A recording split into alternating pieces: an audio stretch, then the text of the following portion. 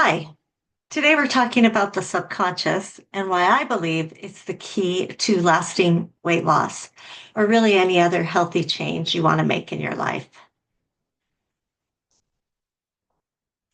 All right, so do you want to know more about the subconscious and learn how to unlock it? Let's get started. The subconscious is the part of the brain that operates below your conscious awareness. And it's responsible for all of our habits, so our habitual behaviors and our automatic actions. And really, what are habits? They are deeply ingrained neural patterns. Well, what does that mean, right? So, deeply ingrained neural patterns are cues and they're the way the neurotransmitters in the brain fire to perform a certain action. And actions that we perform over and over again become reinforced and become very well worn. They become like deep ruts. Or another way you could think about it is as an interstate. So, say you jump on the interstate to get from here to there really quickly, but the interstate keeps taking you to a place you don't want to go to. And so you want to take a new road, but the new road is very rough, rocky. You keep getting stuck. It's narrow. It's hard to travel on. So this is like our brain. The interstate is your existing habits, your existing pathways that have been really well worn over time because they're the things you do all the time. And the new habit formation is going to take um, creating and, um, like, I guess I'm trying to say, making that road more well worn. So, repeating the process, going down that road so many times that it actually turns into the interstate. Um, so, that's what we want to see. We want to see a new creation in the brain.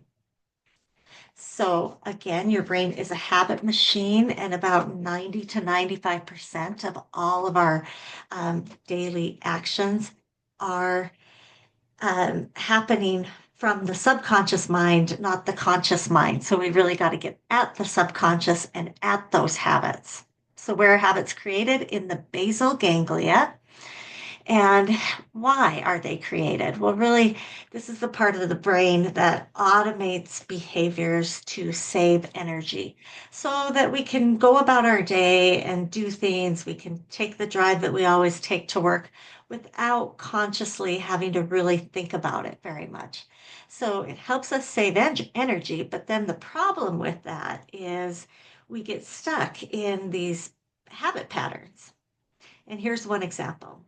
Say you want to stop um, eating while you watch TV at night.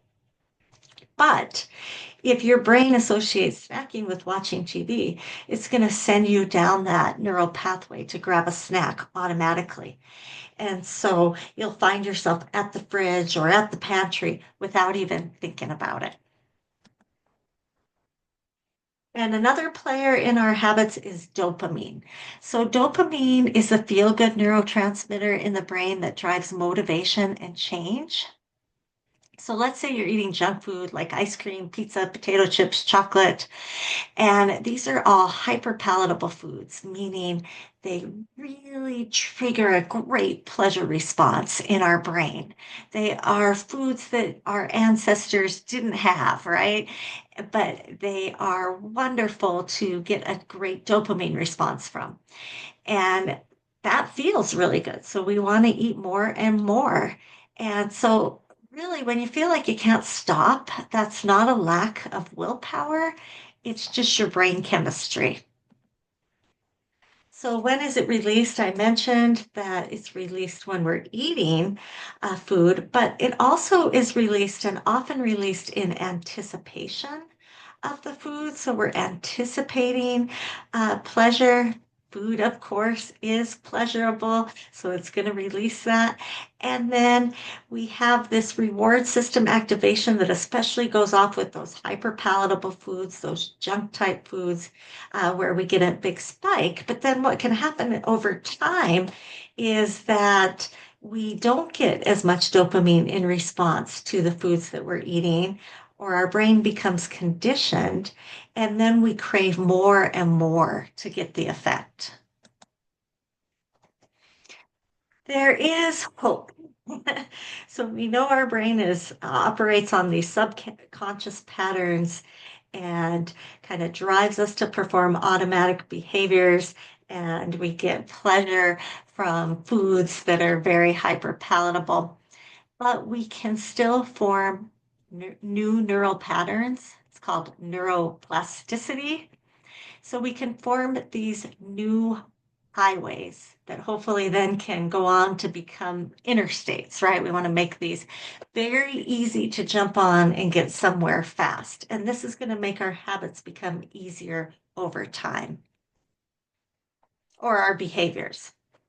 So why is changing these habits so hard? Well, I said that we get deeply ingrained. They become deeply ingrained, so they're very strong. But also there's some other factors going on here. So let's talk about cognitive dissonance. So what that is when we want to change a behavior, but we find we're struggling with it. Say we want to go to the gym, but we're really struggling to get there. Well, then we decide in our mind that, well, maybe it's not that important that I'm getting my exercise in. That's cognitive dissonance. That's where we justify our current behavior to make us feel better. And we all do that at times. And then, of course, motivation fluctuates. We might have it when we start out with something, and it tends to wane over time. The truth is, motivation follows action. So oftentimes we're not going to be motivated until we start to make it a habit. And lastly, we might have emotional resistance. And this is a whole ball of wax. If somebody has trauma, has experienced trauma, and maybe they're eating to cope with emotions, they don't want to feel painful emotions, so they're trying to change their emotional state, or they're trying to go numb. Um, Food can be a way that we really shut down or protect ourselves. And it can be really dangerous to stop using food. Um, and that, again, I'm not going to go into that for the purposes of this video, but it is complex, and it takes some work to get through that so that you can move on and make changes. How do we rewire the mind for success? Well, first, we got to have awareness. So, identify your current habits and triggers. If you can see it, you don't have to be it. I've heard that said a few times, and I really like it. That just means, we got to be aware of what we're doing before we can change.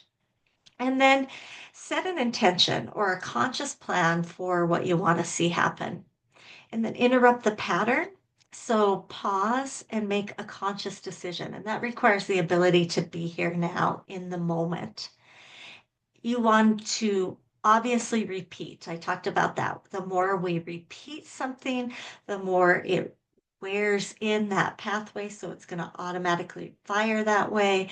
It gets stronger and stronger. So maybe it turns into a bumpy road, to a highway, to eventually an interstate where we're just automatically there, firing quickly. We need to have patience and persistence. So this process is not an overnight fix, and that's why many people won't even be here listening to me, right? This is a process that can take time and really a commitment to start to see the results. And lastly, setbacks are normal. We're human. We make mistakes, and setbacks are not a reason to throw in the towel. So I mentioned we want to practice what we're trying to change. We want to repeat it. That all helps reinforce it. We want to stay as consistent as possible. And one tool I'll leave you with, there's a lot of tools we can use to help rewire our mind, and depending on what a person specifically needs, we might look at different tools, of course, because everybody's different. But one thing that might help you is the power of visualization. So, really seeing in your mind's eye any behavior change that you want to make. So, if you want to eat more vegetables, visualizing yourself, whether that's going to the store, buying the vegetables, whether that's finding healthy recipes for the vegetables, cooking the vegetables. A lot of people say, yeah, I want to do it. The time comes and I just take the easy road, right? Well, if we visualize, just like an athlete might visualize their match, their tennis game, and that swing before the game, if we visualize ourselves doing those things we want to do before we actually do it, that actually helps get the process going, helps kind of start to change that in our brain so that we kind of can wrap our mind around doing it. All right. I sure hope this was helpful today. Please share it with your friends and loved ones. I don't think there's enough of this information out there. We all need to hear it. And follow this channel so you don't miss a video. Bye now.